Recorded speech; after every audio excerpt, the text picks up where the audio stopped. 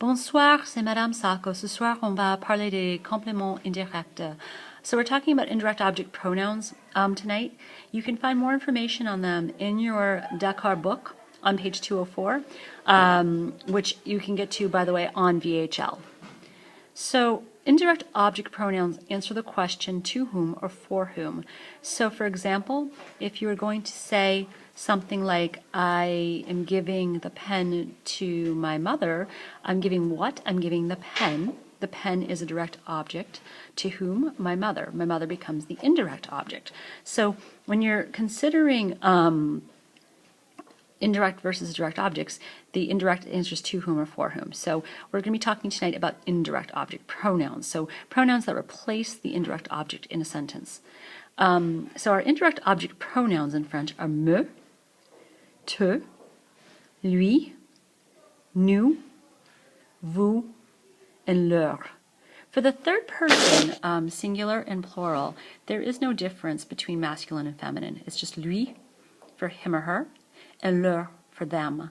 Note that me and te become an apostrophe and t apostrophe in front of a vowel or h. Okay.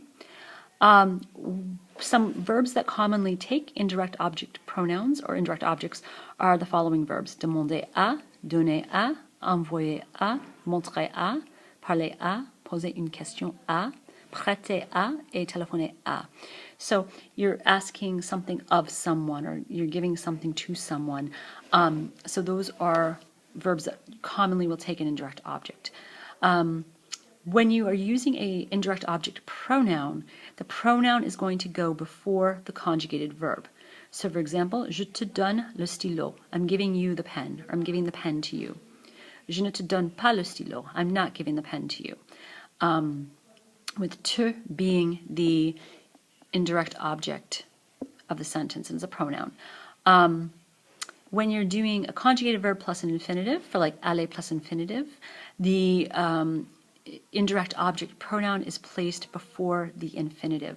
So for example, je vais te donner le stylo. I'm going to give the pen to you. Je ne vais pas te donner le stylo. I'm not going to give the pen to you. So what you need to start doing right now is start learning the indirect object pronouns. So start memorizing this little chart. And then next we'll be working with the placement in a sentence.